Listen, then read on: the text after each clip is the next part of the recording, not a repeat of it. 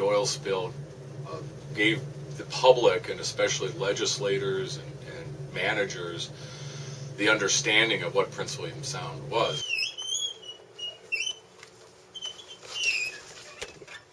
The beaches that were impacted are very remote. You can't drive to them, you can't easily even boat to them because they're pretty remote.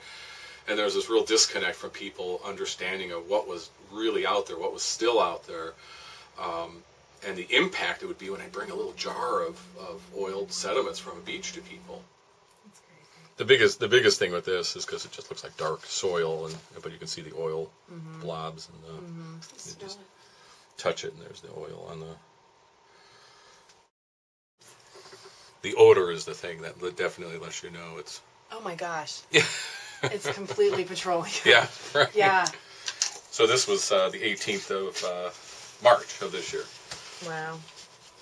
Eleanor Island. You know, I'd share them with the museum and with the Regional Citizens Advisory Council office and the Environmental Conservation office and media and things like that. So it got to be a little almost obsessive.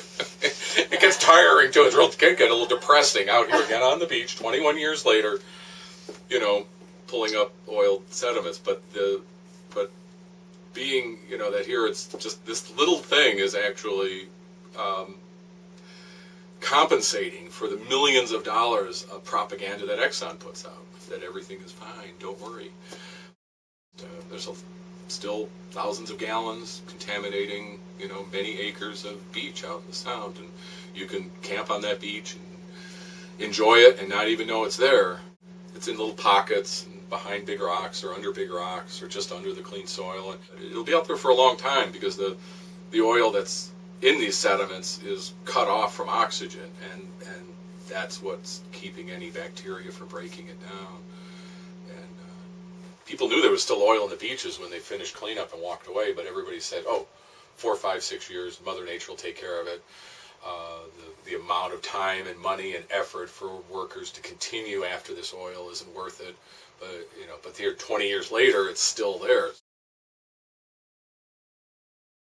The thing that bothers me about that is if I had a little gas station in the middle of Anchorage and I had a leaky fuel tank and it contaminated the soil around that fuel tank, I would have to rip up that pavement, dig up that fuel tank, bioremediate all those soils. And potentially bankrupt me and my business. And that happens. It bankrupts people cleaning up these things in the middle of a city.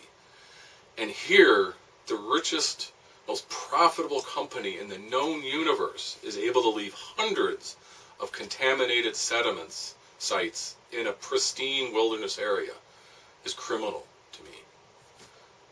That's the comparison I just don't get. If it was you or me, we'd have to clean that up to the point of bankruptcy.